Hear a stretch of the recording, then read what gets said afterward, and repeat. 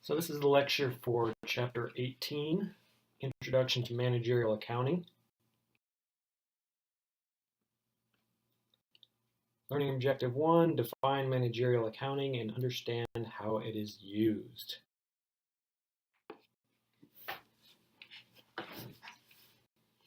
Managerial accounting involves the activities of planning and controlling.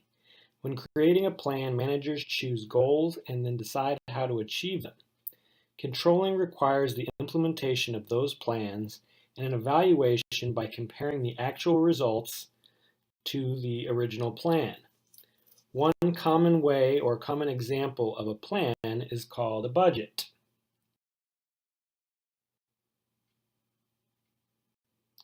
The primary users of financial accounting information are generally external to the business.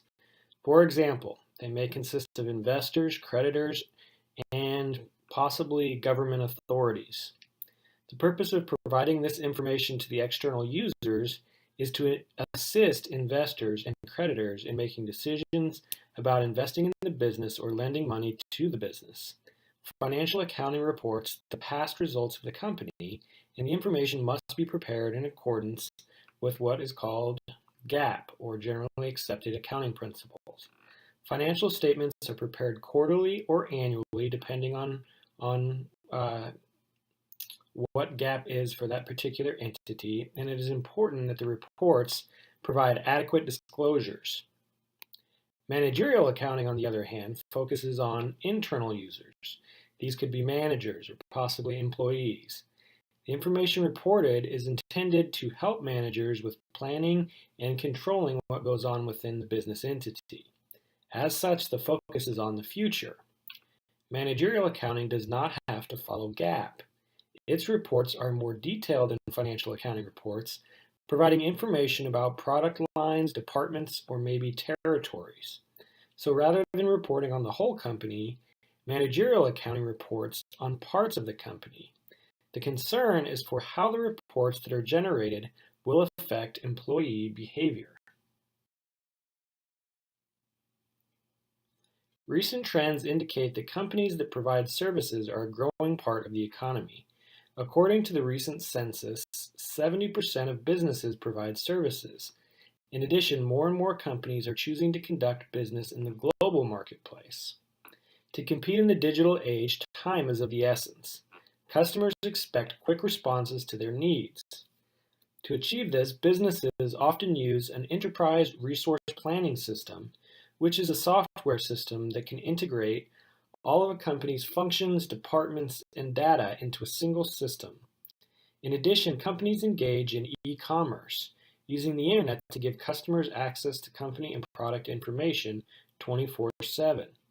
Just-in-time management means that the business produces products just in time to satisfy the needs of its customers. This reduces the company's costs because there is less inventory to store and insure. It also reduces the risk of the inventory becoming obsolete. Adoption of the total quality management philosophy is another emerging trend. TQM means that the company is continuously looking for ways to improve its products and processes. As a result, the company can reduce product defects, and this leads to higher customer satisfaction. The Institute for Management Accountants has developed standards to help managerial accountants deal with challenges they may face in performing their jobs.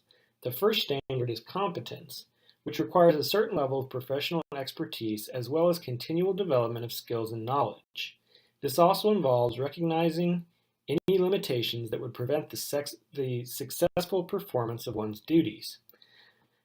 Competency means that the managerial accountant will follow laws and any applicable technical standards. Any recommendations he or she makes will be accurate, clear, concise, and timely. Confidentiality requires that the managerial accountant will only disclose information to the appropriate parties. Information obtained by working for a company should not be used for unethical or illegal advantage. Integrity involves avoiding any conflicts of interest. Finally, credibility means that the managerial accountant will communicate information fairly and objectively. Any information that is relevant to a decision should be disclosed. If an ethical situation is encountered, the managerial accountant should follow the organization's established policies. If additional steps are needed, he or she should discuss the ethical situation with first an immediate supervisor, then an objective advisor, and if necessary, finally, an attorney.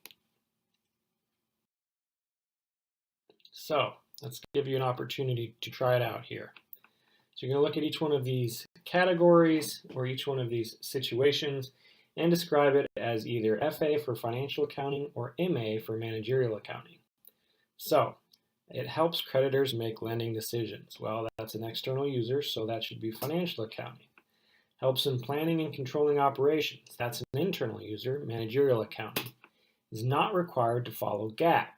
Well, GAAP is for the external financial statements used by external users, so that again, the system that has to follow GAAP is financial accounting. So this that does not have to follow GAAP is going to be managerial accounting. Has a focus on the future. Again, managerial accounting, because this is what management's using to determine where the company should go.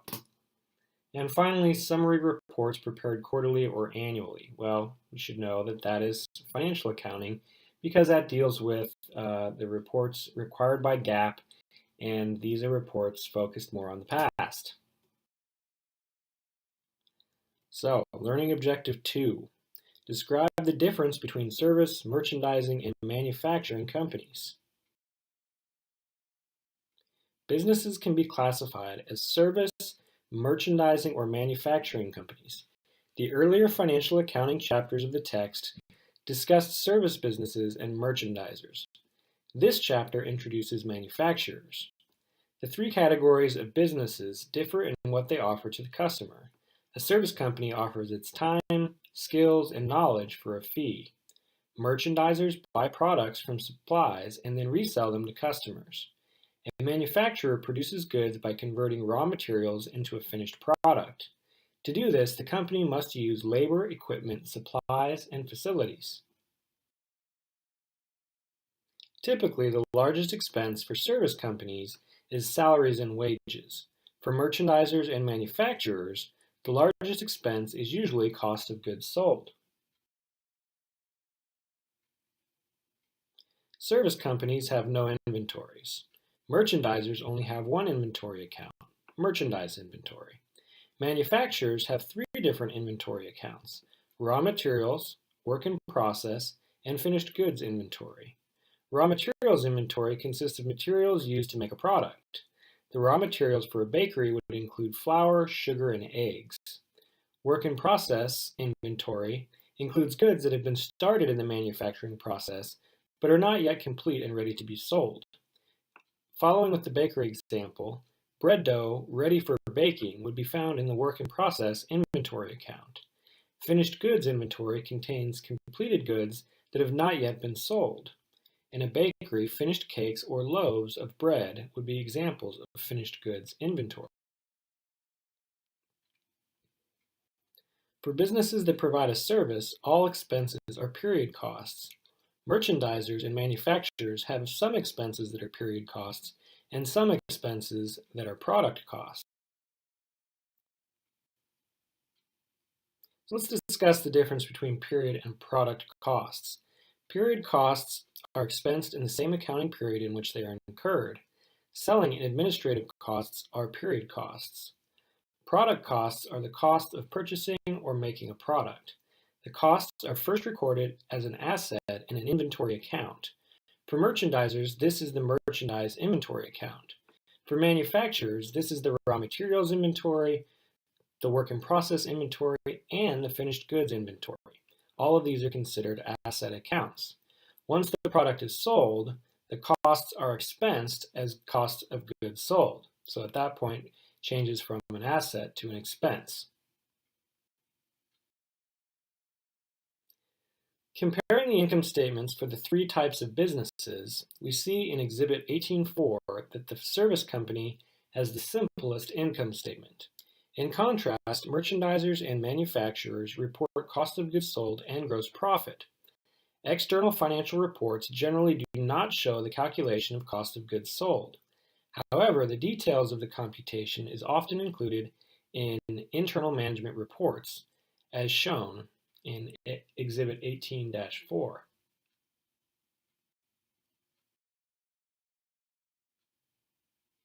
Let's take a closer look at the calculation of cost of goods sold. For a merchandiser, the formula begins with the beginning balance in the merchandise inventory account. To that, we add purchases and freight in. The sum is the cost of goods available for sale. To compute the cost of goods sold, we then subtract the ending balance of the merchandise inventory, or what is left over that has not been sold. A manufacturer's calculation differs slightly. We start with the beginning balance of the finished goods inventory.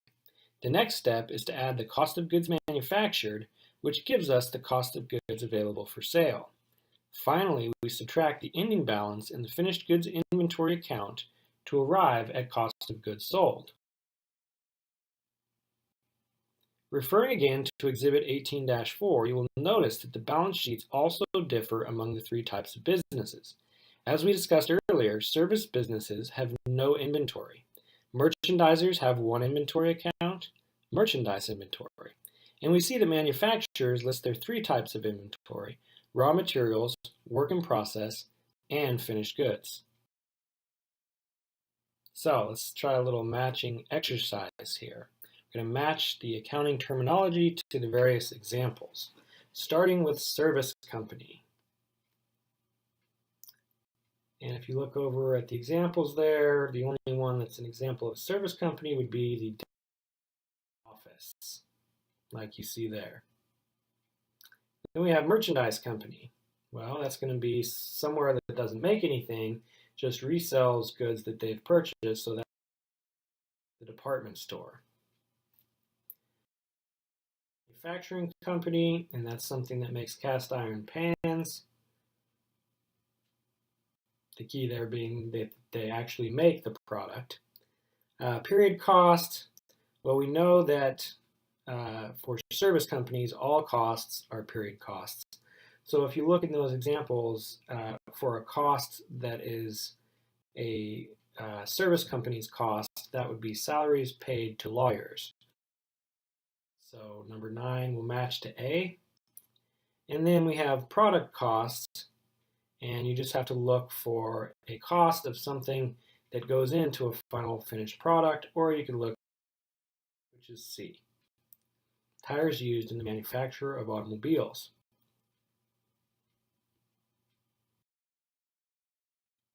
Learning Objective 3, classify costs for service, merchandising, and manufacturing companies.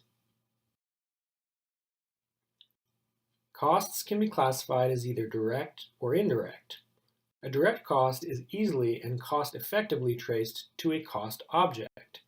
A cost object is anything for which managers need a separate breakdown of its component costs. Some examples of cost objects are a product, a whole department, a whole sales territory, or any type of activity. In manufacturing, cost objects are usually units of the product. Indirect costs, on the other hand, cannot be easily and cost-effectively traced to a cost object.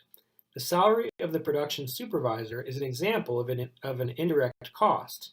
The production supervisor manages the factory operations for all of the products that the company manufactures. Therefore, it is difficult to trace the cost of the supervisor to a specific product. A manufacturer's product costs will include both direct and indirect costs. Manufacturers have 3 categories of product costs. The first category, direct materials, consists of raw materials that are converted into a finished product. Direct materials can be easily and cost-effectively traced to the product, so they are considered to be direct costs. An example of direct materials would be the processors that are used to make Smart Touch Learning's touchscreen tablet computers. Direct labor is the labor cost of employees who convert raw materials into finished products. Direct labor is also a direct cost because it too can be easily and cost-effectively traced to the product. An example of direct labor would be the wages of the workers who assemble the tablets at Smart Touch Learning. Manufacturing overhead is sometimes referred to as factory overhead or indirect manufacturing costs. It is an indirect cost because it is difficult to trace to specific products. Overhead includes all manufacturing costs other than direct materials and direct labor. In other words, it includes all of the supporting production activities. Some examples of manufacturing overhead would be factory rent, insurance on the factory and its equipment, depreciation on the factory and factory equipment, repair and maintenance on the factory and its production equipment, utilities at the factory, and property taxes for the factory. Looking at manufacturing overhead in more detail, there are two components: indirect materials and indirect labor. Indirect materials are raw materials used in production that are either difficult or not cost-effective to trace to the product. An example would be the solder used in assembling the motherboard on Smart Touch Learning's tablets. Indirect labor is the labor costs for activities that support the production process, but either cannot be conveniently traced directly to specific finished products or are not large enough to justify tracing to the specific product. In other words, they would be too expensive to justify tracing a small amount. The production supervisor and janitors and maintenance employees at the factory are all examples of indirect labor. Exhibit 18.5 lists some of the costs for Smart Touch Learning. We have classified the costs as being either product costs or period costs. Period costs are selling and administrative expenses. The product costs are then categorized in either direct materials, direct labor, or manufacturing overhead categories. Direct materials and direct labor are referred to as prime costs. Conversion costs are a combination of direct labor and manufacturing overhead.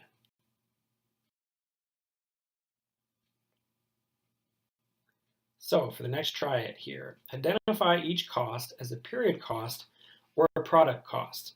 If it is a product cost, further indicate if the cost is direct materials, direct labor, or manufacturing overhead. Then determine if the product cost is a prime cost and or a conversion cost. So our first option here, wages of assembly line workers. Well, that's going to be a product cost because it can be directly traced to the product. Gave all the answers there. Direct labor and prime and conversion as the categories there. Wages of the office receptionists. Well, let's see. Can that be directly traced to the product? No, probably not. So that is going to be considered a sales or administrative expense or a period.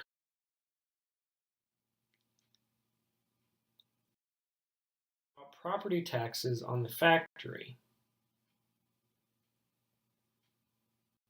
Well, that's a cost related directly to the product because the product is made in the factory. Costs, since if it's a factory that produces more than one product, it would be hard to tie the property tax to any individual product, so that is going to be considered a manufacturing overhead cost. And then finally, with the choice between prime cost or conversion cost, this is going to be a conversion cost. So next choice, sugar and flour used to make cookies. So we know that's going into the product material, and we should know it's also a prime cost. Salary of the factory maintenance supervisor. Well, again, you should know, since it's in the factory, this is going to be a product cost. Again, as a supervisor, we're not sure exactly which product to put his salary in or her salary in, so that's going to be an overhead cost and conversion cost. The sales manager, well, that's not in the product side. That's going to be considered a sales or administrative expense. So that would be a period. Learning Objective 4.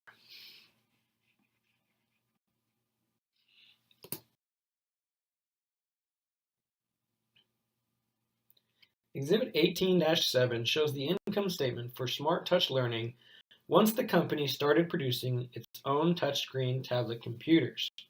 Notice the calculation of cost of goods sold, which we have previously discussed. The activity that occurred in the finished goods inventory account provides the information needed for this calculation. The cost of goods sold is a product cost. It is subtracted from net sales revenue to determine gross profit.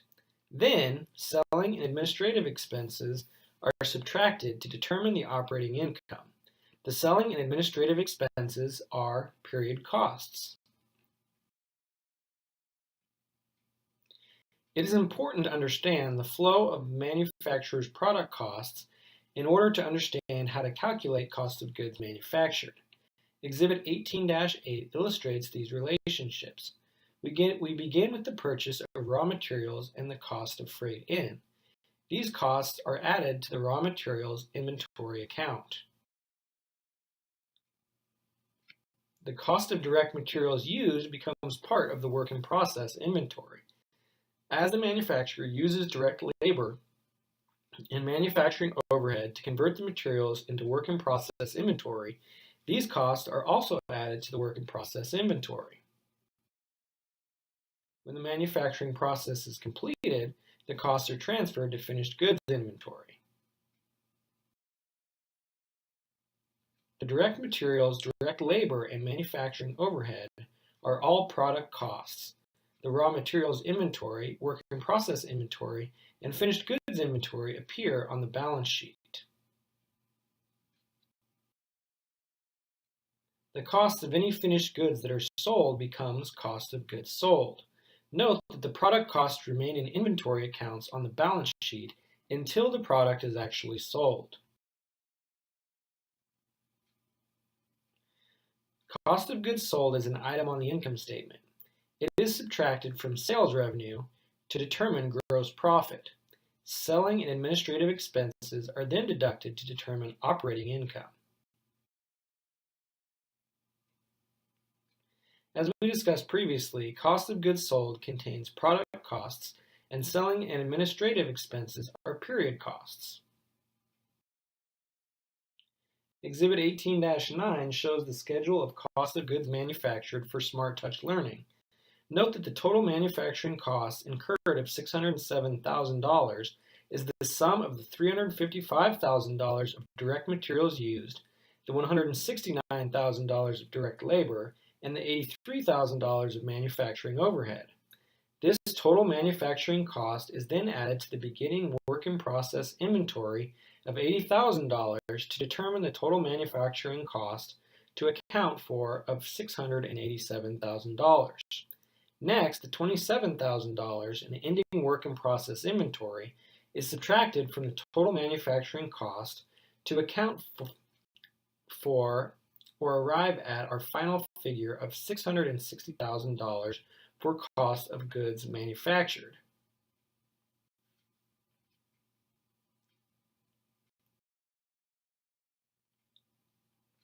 Simply put, cost of goods manufactured is equal to beginning work in process inventory plus direct materials used plus direct labor used plus manufacturing overhead minus ending work in process inventory.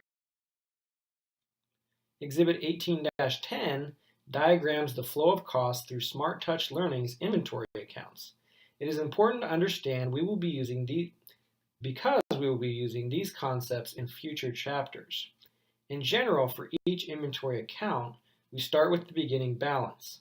Each account has items which are added to the beginning balance. The ending balance is subtracted to determine the amount that has been used or sold. Looking specifically at the raw materials inventory account, purchase and freight in are added to the beginning balance, and the ending balance is subtracted, leaving us with the amount of direct materials that were used. The cost of direct materials used then flows to the work in process inventory account. It is added to the beginning balance along with the cost of direct labor and the cost of manufacturing overhead. giving us the manufacturing costs to account for. The ending inventory is then subtracted to determine the cost of goods manufactured. Finally, the cost of goods manufactured flows to the finished goods inventory account and is added to the beginning balance and the ending balance.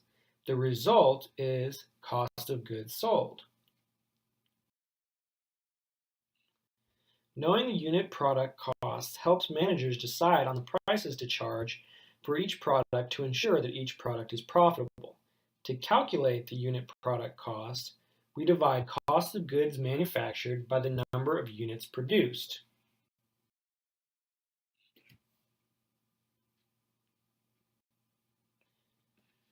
If a manufacturing company's cost of goods manufactured is $800,000 and 25,000 units were produced, what is the unit product cost? Well, it's just going to be 800,000 divided by 25,000, or $32 per unit.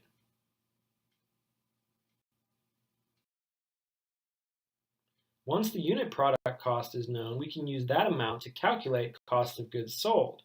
The number of units sold multiplied by the unit product cost equals cost of goods sold.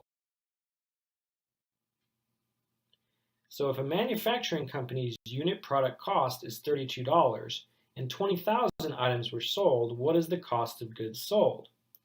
Well, again, it's pretty easy. All you have to do is take the $32 and multiply it by the 20,000 items that were sold.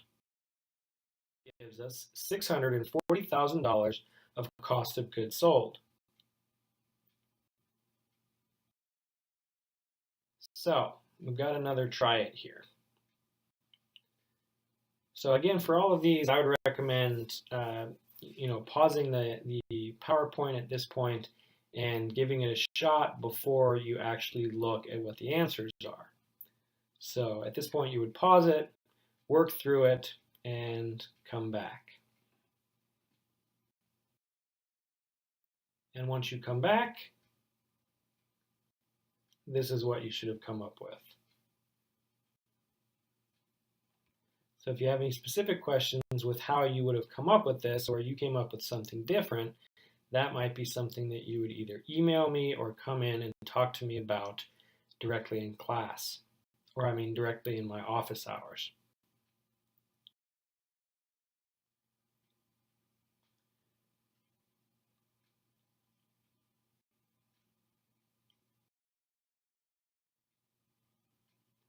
Learning Objective 5, calculate cost per service for a service company and cost per item for a merchandising company. Now that we know how to calculate the cost per unit for a manufacturer, let's take a look at how service companies and merchandisers compute a cost per unit. Service companies need to know the cost of providing each service so that a price can be set for the service. The formula is total costs divided by total number of services provided.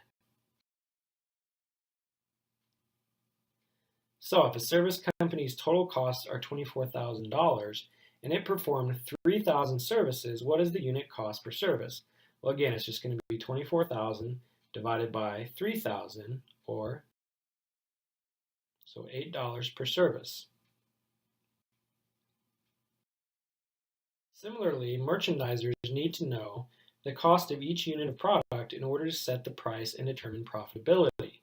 The formula is total cost of goods sold divided by the total number of units sold. So if a merchandising company's cost of goods sold is $500,000 and 20,000 items were sold, what is the average unit cost? Well, it's just going to be $500,000 divided by 20,000 units, or $25. So let's assume ABC Cleaning Company cleaned 45 offices and incurred costs of $2,340. What was the cost to clean each office? Well, we just take 2340 divided by 45 and get